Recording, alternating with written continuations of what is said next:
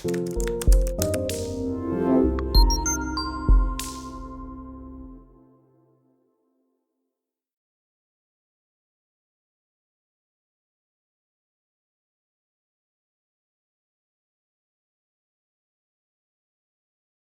all of you for joining.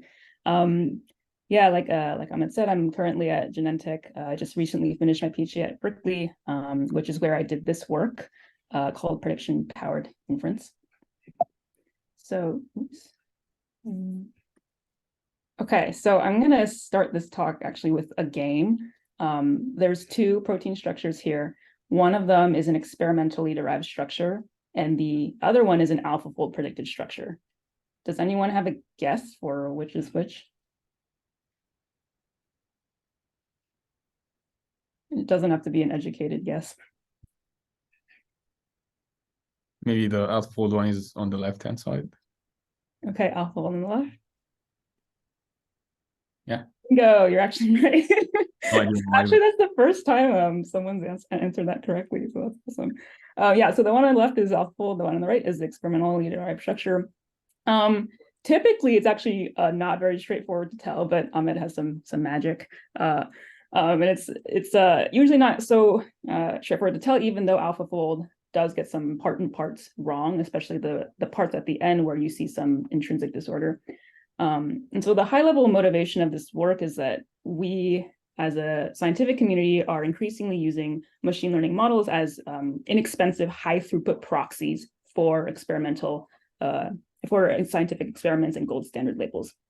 And so this includes, of course, models like AlphaFold, models that predict gene expression or variant pathogenicity, and even diagnoses and pathologies from medical images. And I think as a community, we're all very excited to use these predictions to accelerate the process of science. But the problem is that predictions contain errors. We're all very familiar with this. So when I draw a conclusion using predictions, how do I know I can trust that conclusion? If I drew a scientific conclusion based on AlphaFold predicted structures, how do I know that those conclusions wouldn't have been different if I'd been looking at high quality structures from the experimental labs instead? So this is the motivating question of this work. How can we use machine learning predictions to make trustworthy scientific conclusions? And stylistically, this talk is not going to be about ways to train particular models or architectures, but rather, given that you have a promising predictive model for your domain, no matter what that model looks like, how can you then use its predictions in a reliable way? So this was a wonderful joint work with these amazing colleagues here, Anastasios Angelopoulos, Stephen Bates, Mike Jordan, and Tiana Zernich. I was really fortunate to work with these guys on this. So I'm going to start actually with a motivating story about proteins still. So a protein is a sequence of amino acids that folds into a 3D structure. And studying features of these sequences or features of the structures can give insights into protein function, but also disease mechanisms and medicine. And in 2004, biologists made an observation that a particular sequence feature called a post-translational modification, or PTM, seemed to occur very frequently with a structural feature called intrinsically disordered regions. And intrinsically disordered region is just a part of the protein that's very flexible. It doesn't actually fold into a rigid 3D structure. So this was a very insightful observation that would go on to motivate many lines of research. But back in 2004, they couldn't actually quantify this association between sequence and structural features because there simply weren't enough high-quality experimental protein structures at the time. Now, if we fast forward almost 20 years, we have AlphaFold predicted structures for hundreds of millions of protein sequences. And last year, a study came out that used these abundant predictions to finally quantify this association. And they did this by computing an odds ratio between the presence of these two sequence and structural features. And now the twist here is that the study wasn't actually looking at the structural features. Of course, they were looking at predicted structural features based on the AlphaFold predicted structures. And this story here is pointing to a bigger story happening all over science, which is that predictions are being used to ask and answer scientific questions. And we're seeing this not just in the protein sciences, but in studying pathogenic variants and regulatory DNA, the demographics of patient phenotypes, and even beyond biology, just studying human welfare more broadly. And generally, it makes sense to be trying to do this because we all know that gold standard experiments in many domains are expensive, time-consuming. You need highly trained postdocs, grad students, other personnel, whereas predictions are cheap, instantaneous, super easy to get, very high throughput. Now, despite that, it should make you a little bit uncomfortable when predictions are used to draw scientific conclusions, because we know that they're simply not the same quality as the gold standard experiments that they're trying to approximate. So for example, the paper that we just saw that used AlphaFold to compute an odds ratio using predicted structural features, if it reports an odds ratio of, I don't know, like 1.5, how do you know you can trust that number 1.5? How do you know that it wasn't actually 0.6? So this work presents prediction-powered inference. So this is a new framework for doing provably valid statistical inference when you're using predictions as if it were gold standard data. So on this slide, I'm just going to paint out the problem setting that we are dealing with. So our setting is that we have some labeled data consisting of features X and a label Y. So Y is anything that you would typically measure with a human expert or gold standard experiment. So X could be a protein sequence and Y could be the structure or structural features like we just saw, or X could be some sort of DNA sequence, Y could be some phenotype corresponding to that DNA sequence, X could be images, and Y could be some label of interest corresponding to those images. And in addition to this labeled data, we also have a much larger set of unlabeled data indicated by like these wide bars. And this unlabeled data also has features X prime, but for the unlabeled data, the outcomes Y prime are unobserved. So for example, this could be all possible protein sequences I would want to include in my study or investigation, but which I don't have the structures for. It could be like all genes in the genome that I'm interested, but which I don't have gold standard labels of a phenotype for, et cetera. Or all possible medical images in a database I'd want to query something about, but I don't have those gold standard labels of it. And importantly, for both the labeled and unlabeled data, I have predictions F and F prime made by a machine learning model. And throughout this talk, we're just going to assume that this model is already trained on separate data. So it's just like a fixed black box prediction system that can serve me predictions for whatever inputs that I give it. We're going to focus on a common goal in science, which is where there's some estimand that we want to know the value of. And this is going to be some property of the underlying data distribution. So for example, this could be the mean value of Y in a population, some quantile of Y or regression coefficients between Y and X. And just to instantiate a bit more, mean value of Y is actually a very powerful estimate already. It can capture things like the frequency of a certain phenotype in a population or counts of a certain label in a pool of examples. And regression coefficients, of course, can allow you to study all sorts of associations between the label and certain features. So our goal is going to be using this data that we have to construct a confidence set called CPP that is valid, which means that the true value of the estimand, theta star, falls into that set with guaranteed high probability. So given this setup, how can we do this with existing tools? In what we're going to call the classical approach, which is roughly speaking how science has been done since modern statistics was developed, we could just use the labeled data, totally ignore the predictions, and there are existing statistical tools that will give you confidence sets for estimating various estimands. And of course, these existing tools have validity guarantees. We know that they will contain a true estimand with high probability. The problem with this approach, or the weakness of this approach, is that in spite of it being valid, it totally loses out on the information that is contained in the predictions. So even though the predictions are imperfect, there is often such an overwhelming amount of them because unlabeled data is so plentiful that you're just tossing out evidence, especially if the predictions are good. On the other extreme, in what we'll call the imputation approach, you can imagine just treating the predictions as if it were gold standard data, and just ignoring the fact that prediction error exists. And if you deploy existing statistical tools on these predictions, you're going to get confidence sets that are invalid because of that prediction error. So we want to get the best of both worlds, and that's what this framework allows you to do. We're going to get confidence sets that are provably valid while also squeezing information from the predictions to effectively increase sample size and make your confidence set smaller. Okay, so before we see how that works, I'm going to show a quick demo using data from this 2022 paper by Blue Dao et al. That used the AlphaFold predictions to compute an odds ratio between sequence and structural features. And just briefly, the odds ratio is a way to quantify association between two events. Here, the existence of a sequence feature and the existence of a structural feature. So for this demo, we looked at the portion of the data from this paper that did have gold standard labels of the structural feature. And on that data, we can compute the true odds ratio. That's this dotted line here. We then simulated having unlabeled data by throwing out the vast majority of those gold standard labels, pretending we never saw them, and instead getting predicted structural features using AlphaFold predicted structures. We then used the classical approach, the imputation approach, and our approach to construct confidence intervals for this odds ratio. And before I show those, remember, there's two things we want from a confidence interval. The first is that we would like it to contain this point. It's actually valid. Secondly, we would also like it to be small, so that's informative to a scientist who's looking at these results.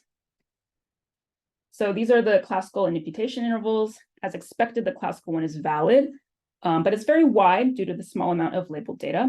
And on the other hand, the imputation interval is very, very small because it got to leverage like tens of thousands of predicted structures, but it totally misses the true value. And the prediction powered interval gives us, again, the best of both worlds. It's valid because it corrects for that prediction error, but it's also smaller than the classical one because it effectively squeezes out information from the prediction, so you get basically an increased sample size. So how exactly does this work? On this slide, I'm going to sketch out the high-level principle and intuition behind prediction-powered inference, and then the next slide will instantiate that with a bit more technical detail. So intuitively, prediction-powered inference starts with identifying what we call the rectifier. So the rectifier is the specific notion of prediction error that is relevant for your estimand. So if you're estimating the mean value of y versus some regression coefficient between y and x, prediction error is going to affect those two estimands in a different way, and that is captured by the rectifier. And right, so to kind of visualize what's happening here in this diagram, the space is the space of theta, the space of the estimand, and on the right, theta star, that's going to be your estimand, for example, the mean value of y. And theta f on the left is the analogous quantity, but based on the predictions f. So here is the expectation of f. And theta f is generally going to be biased due to prediction error. And conceptually, the rectifier, which we call delta f, is the particular notion of prediction error that's needed to correct this prediction-based quantity to get to the true value, theta star. So in this example, for estimating the mean, the rectifier is super intuitive. It's literally the bias. It's the expected difference between f and y. But for other estimands, the rectifier will be different. And in our work, we give a general recipe for identifying what the rectifier is for a broad class of estimands that you might care about. Okay, the second step is to construct a confidence set for the rectifier. So this rectifier is a quantity that needs to be estimated. So the role of the labeled data in prediction-powered inference is to estimate this rectifier. So we're going to use labeled data to build a confidence set for this rectifier. That confidence set is going to be called R. So the final step is that we form the prediction-powered confidence set in green here by basically propagating theta f through all possible values of the rectifier in that rectifier confidence set R. So this set in green essentially contains all values of theta that result from taking theta f and correcting it with a high probability value of the rectifier.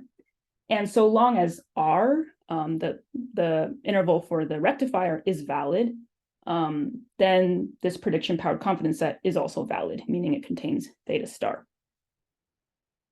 Okay, so one intuitively nice thing I'll point out is that the rectifier is going to be small if the predictions are good. So in this example of estimating the mean, if f exactly equals y, then this bias will be 0, and the rectifier is also 0. So the consequence of this is that the better your predictions are, the smaller your rectifier is going to be, and therefore the smaller your prediction-powered confidence sets will be as well.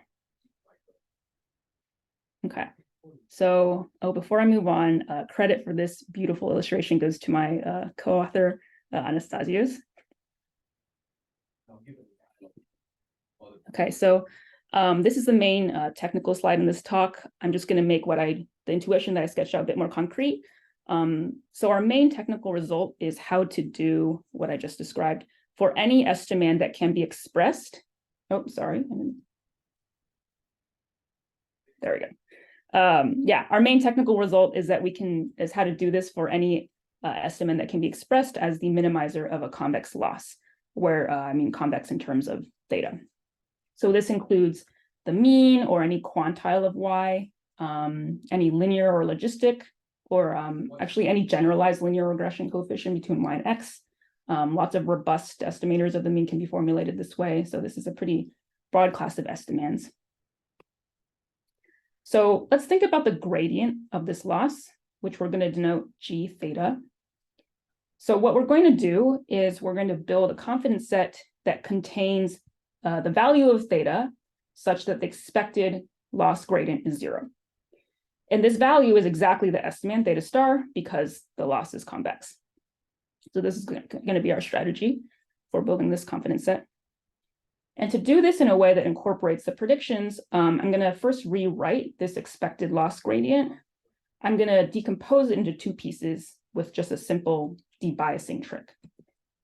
So this expected loss gradient can be written this way into 2 pieces. It equals this expected gradient when using the predictions f instead of y, minus the bias. So it's the expected difference between evaluating that gradient with respect to f and then when you evaluate it with the y. Okay, so these 2 parts, they basically match the 2 parts that we saw on the previous slide. So the first part is this loss gradient, but based entirely on the predictions. So this is like a component, a quantity that is entirely based on the predictions. And the second part is the rectifier. So this is the notion of prediction error needed to correct this thing. And it's simply the bias of this loss gradient. Yeah, is there a question? Yes, my question is, how would you estimate this rectifier term if you don't actually know the y values? If you don't actually, so thanks, great question. So these 2 pieces, the piece in the green, which is the rectifier, this is the thing you estimate using your labeled data. So the role of your small amount of labeled data in prediction-powered inference is that you're going to use it to be estimating this rectifier. And on this labeled data, you do have pairs of y's in the corresponding predictions f. Great, thanks. Yeah, thanks for the question. I guess I also have a question. Yeah, go ahead. Yeah, so I guess in this framework, f of x is a prediction of the outcome. Yeah. But I can imagine in practice, people might use like a regression estimator. So f of x is really a prediction of the outcome regression, which is noiseless given the covariate.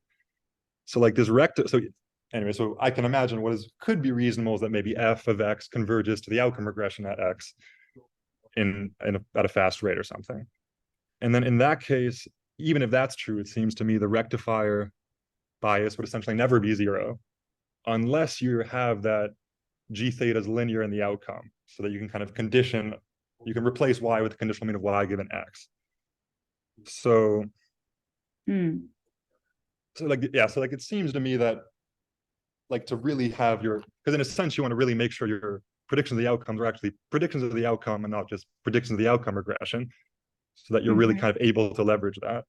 And I do think no matter what, you're leveraging the outcome regression helps, but it seems it might be beneficial to even, like if f of x were the outcome regression, which is how I would kind of initially, I would have used an estimate of the outcome regression there, that you would actually want to randomize prediction. Like you would actually want to induce noise in f So there's actual, like, there's just like y is kind of has variance conditional on x. You would also want kind of f of x to have variance conditional on x. You're right. Yeah. So ideally, even the I guess the noise that's inherent to y condition on x is captured in f. In practice, that's, and I think that it's hard. I mean, I think it could be. I mean, I think that's difficult to do, but like I imagine, like on the calibration data set, you could maybe make an assumption like the noise is homeostat, whatever the word is. So it's constant, the conditional variance is constant around the prediction or something. And it might be feasible with the label data alone to maybe estimate kind of, the distribution or the variance of maybe the outcome around the prediction. And then kind of use, kind of like you would with imputation, you would kind of randomly draw, like given someone with a like prediction f of x, you kind of randomly draw an outcome centered around f of x. That would at least try to capture that additional variation, which I think would be important to better leverage your black box ML for like something like quantiles. Like I think with the quantiles, it's for g theta corresponding to the quantile gradient or the loss of the quantile gradient, it seems that might, that would lead to a better estimator in that it's not the quantile of the outcome regression we care about, it's the quantile of the outcome. Right. So that's a good point in that I think, this framework does expose the fact that I think as you're bringing out that if you have a predictive model that you would like to use for PPI, essentially like the objective for training it should probably be a bit different from how you would just normally train a model. And I think that's, I think it's very interesting that, and also it kind of really makes it kind of different from kind of like missing data problems where like F would usually be something like the outcome regression. Like the idea is really like F should really be kind of be a random outcome. And so, it so should match me, like, whatever. That kind of, exactly. So I think like accentuating that to me, at least for someone, I come from a missing data side. I see. And so at least when I first saw the paper, I was like, okay, what's like, it was a little bit difficult to immediately understand kind of what the key differences and similarities were. For sure. Yeah. Thank you. Thanks for that. Yeah, thank you. This is very interesting. Thank you for listening. Yeah, I actually think this is a direction that I'd love to follow up actually in follow-up work is we don't typically think of building predictive models as in the service of doing inference, but this really exposes that one could think about ML in the service of statistics, which is actually very exciting and fun philosophically, and gives a lot of interesting new questions for like how should you be building the predictive model in ways that you described if your goal is actually inference in the end. Yeah, I think it's very interesting. I think it's like makes connections with all kinds of things, imputation. Right. Yeah. All right. Okay. So yes. So as we've just been discussing, we're going to be using our small amount of labeled data in this setting to be estimating or building a confidence set R theta for this rectifier. And that's going to be the role of the labeled data in this framework. So our main theorem looks like this. We're going to take our confidence set CPP to be all values of theta such that 0 belongs to the following set, this prediction-based loss gradient minus every possible value in R theta, where again, R theta is a valid confidence set for the rectifier. And you can use whatever existing statistical tools you like to get this confidence set R theta. If you want asymptotically valid validity, you just go for CLT-based intervals or finite sample valid intervals that are fine too. Basically, whatever notion of validity you use to get your confidence set for R theta will propagate through to the notion of validity you get for the prediction-powered confidence sets. And then this confidence set constructed this way is provably valid. It will contain theta star with guaranteed high probability. Okay, so this theorem establishes validity, which just follows from the fact that we are including the theta such that 0 is in the expected loss gradient. But we also want to be thinking about what we're buying in addition from using predictions. So ideally, we want to be getting predictions that are smaller, or confidence sets that are smaller than what we'd get if we didn't have those predictions in our inference strategy. And we can kind of see that by looking at this, this debiasing, that we're going to get smaller intervals to the extent that the predictions are good. So the size of the prediction powered intervals is essentially determined by the size of the rectifier interval R theta. And again, R theta is going to be small, roughly speaking, when the predictions are good. So this means that, again, the better your predictions are, the smaller the prediction powered confidence sets are going to be. So we can contrast that with the classical setting where you don't have predictions and you only have a small number of labels Y, and you're using those small number of labels to directly estimate the estimand, for example, the mean value of Y. In prediction powered inference, in contrast, you're using those labels to instead estimate the rectifier, this bias, which is, again, going to be small when the predictions are good. So given the same amount of small gold standard labels, here we're using them to estimate a small-ish quantity, the rectifier, as opposed to the estimand directly. And incorporating the predictions in this way is basically, enabling a variance reduction in the estimator that you get out in the end. Are there any questions from this slide or before?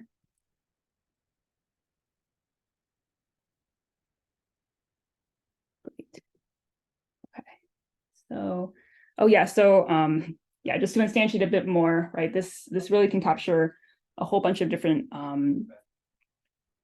Wait, did I skip a slide? Maybe I skipped a slide. That was critical.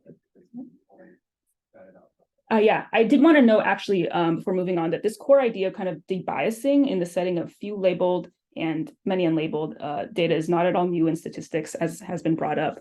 So it appears in a few different fields, like the general spirit of it. In particular, I want to point out model-assisted survey sampling uses debiasing to incorporate auxiliary information with survey data, as well as the semi-parametrics literature, where a very typical setting is that you actually train the model on the labeled data, make predictions on the unlabeled data, and then incorporate the two to do inference. And prediction-powered inference really does continue in the spirit of these existing rich fields. There's a few key distinctions. One of them is also that we assume a fixed model that has already been trained on separate data, which is an increasingly relevant setting. But this assumption actually frees us from having to make any assumptions about the type of the machine learning model, the details of how it's trained. It really can be any predictive algorithm, even a non-machine learning one, like in chemistry and structural biology. It's common to get predictions from physics-based simulations of various phenomena. And prediction-powered inference also handles a much broader class of estimands than has been addressed in some previous work. So basically, any minimizer of a convex loss, as written here, we can handle. We can also generalize this to non-convex losses. So a pretty big set of things you can handle here. Right. So these are a few of the different applications that we've had discussions around. These ones for the mean, like the frequency of a type of galaxy, or the fraction of the Amazon rainforest that is deforested, the count of plankton species. These are all applications that we've kind of demoed in the paper, and I'm sure there's like a host of many others that we can all kind of come up with.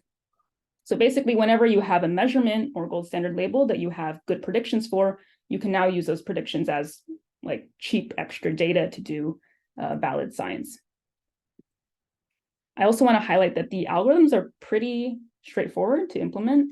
This is the prediction powered interval for the mean. It's about 10 lines of code. This is for computing the prediction powered interval for quantiles of Y. It's a bit more involved because the rectifier is a bit more complex, but it's still less than 30 lines of code. Okay, so I'll finish by quickly showing this framework in action on a few different data sets. So I'm first going to revisit this Blue Dow et al. Paper that we were inspired by.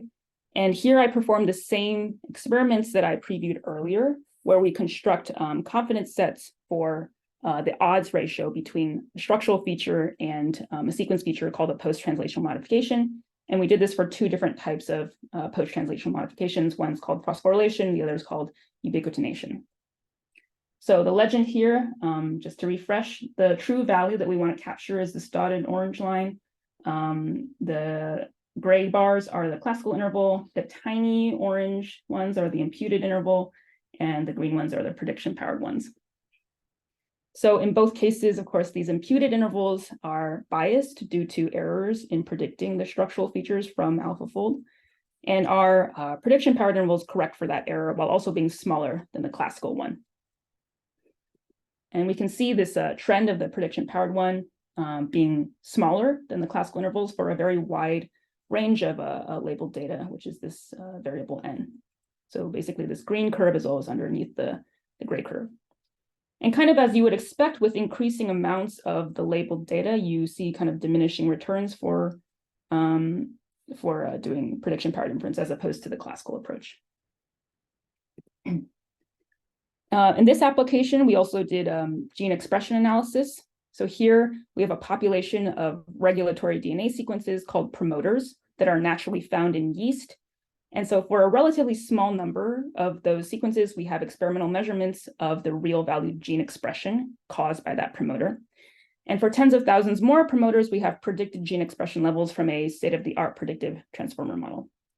And the goal is to estimate different quantiles of the gene expression level in that population. So on the left is the 50th percentile or median. On the right is the 75th percentile of the gene expression. So once again, you can see similar trends where the imputed interval is in orange. It's small and misses the true value. The classical ones are valid, but quite wide, and the prediction-powered ones are smaller than classical and also valid. And again, we see that trend with a wide range of amounts of labeled data. Finally, this is a cool example.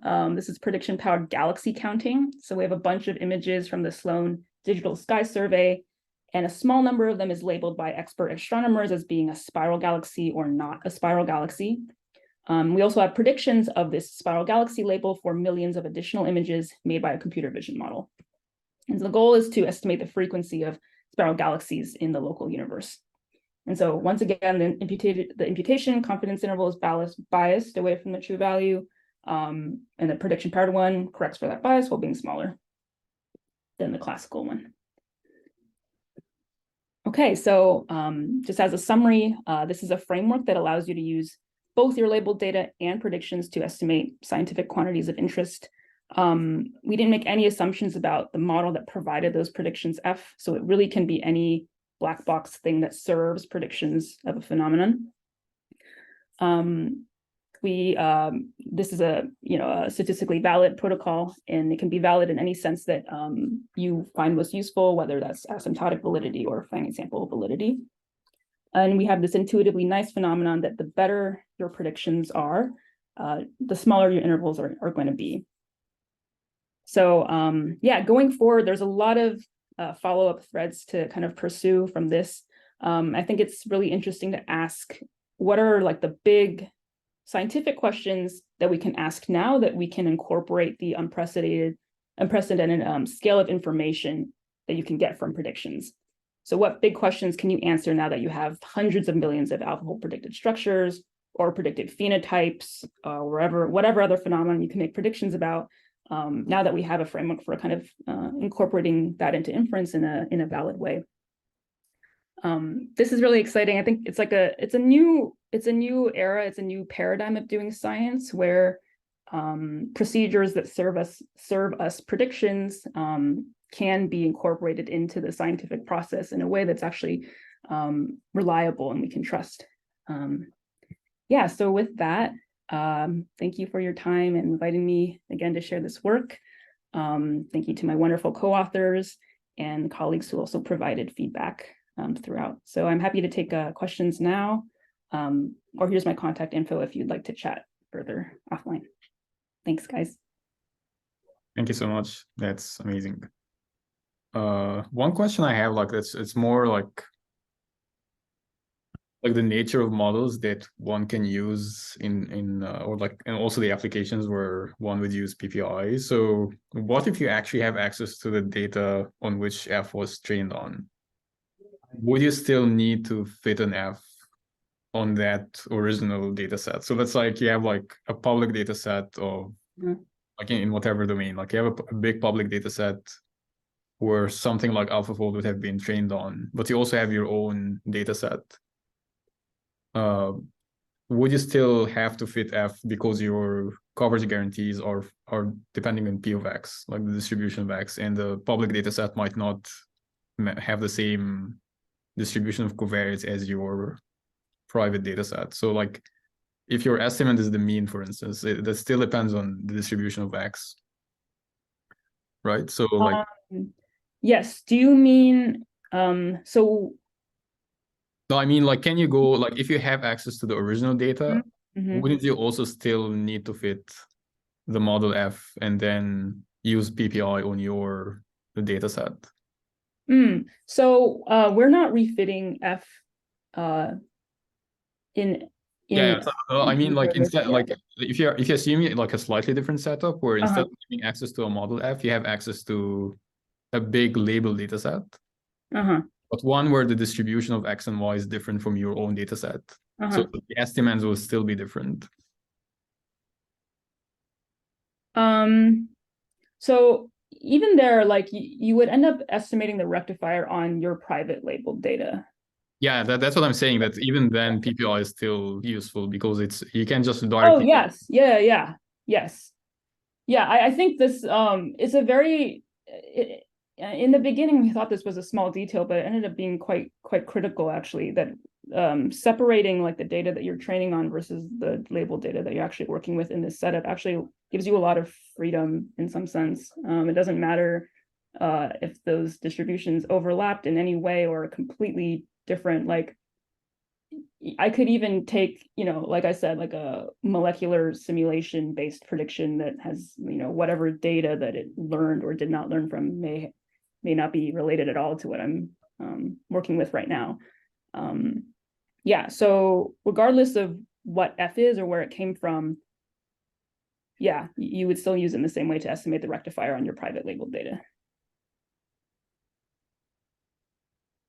Yeah. Any other questions from?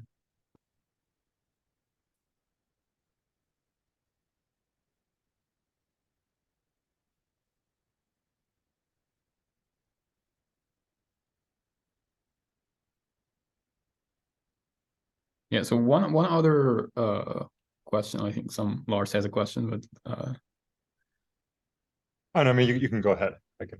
Also, like, is there a systematic way to determine what the rectifier is? Because like for traditional estimates, maybe that's straightforward, but like what if your estimate is something crazy? Like it's not just like the quantile or the mean, you're interested in something else. Yeah, so basically, as long as you can write your estimate in this way, like it's a minimizer of some convex loss, then the okay, so it's always the difference between the yeah, exactly, yeah. Right, and there's a way to extend this to non-convex losses as well. There's some practical details such that I wouldn't necessarily recommend doing what we propose, but there is a way to generalize this to non-convex as well. That's in the appendix and stuff. Yeah, so I guess there's a comment further on what Ahmed had asked. Mm-hmm. So from someone who works like in the missing data literature, mm-hmm. like there are very kind of general techniques where you can have given the information you have. So like in this example, the information would be you have labeled data and unlabeled data. Mm-hmm. And then you can ask the question, and then you can define what your parameter is. So your parameter could be anything. So it could be, as you considered here, like in a population minimizer over convex loss. Could also be something else. Could be like an average treatment effect or something more causal, or a survival probability, which might not immediately fit, let's say, in this framework. Mm-hmm. But like there are general procedures that construct efficient estimators for sufficiently regular parameters, such as some of the ones that I mentioned, given the available information. And that's kind of, so that's like these influence function based techniques. So one-step estimation, targeted maximum likelihood estimation, yeah, debiased machine learning is kind of the overarching name for a lot of these things. And so like to me, it seems like, yeah, I see how to generalize this to anything really. It's just kind of like taking this missing data framework. And then, yeah, then the kind of the differences in the missing data framework, what we do is we construct like a naive plugin estimator. And so in your case, like you could say you're a naive plugin estimator of the gradient is kind of the empirical mean of g theta x f, where f is replaced with the outcome. Right. And then you bias correct that. Right. And so if you give me your plugin estimator and I do my influence function based techniques using the available information, I would kind of get a similar estimator as you. Like the main thing is you're choosing a very specific plugin estimator that kind of says f is predicting the outcome. And so if f is really good at predicting the outcome, it would make sense to kind of use it as an imputation.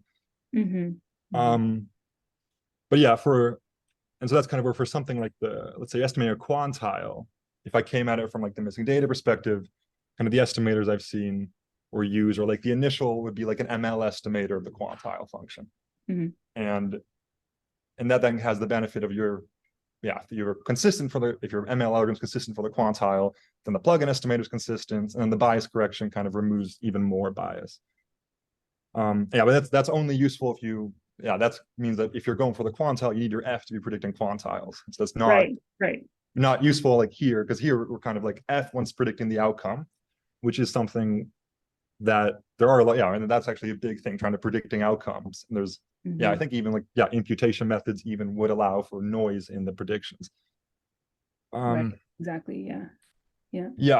So I mean, to me it'd be very interesting to like kind of be able for some work to kind of connect the two things, like in principle the influence function based methods will get you allow you to construct estimators, but then to truly kind of highlight that in a sense you're also kind of one of the benefit from the imputation type methods, because like that's kind of what we have in the real world. Like we don't always have a quantile predictor. We might at best be something which imputes an outcome.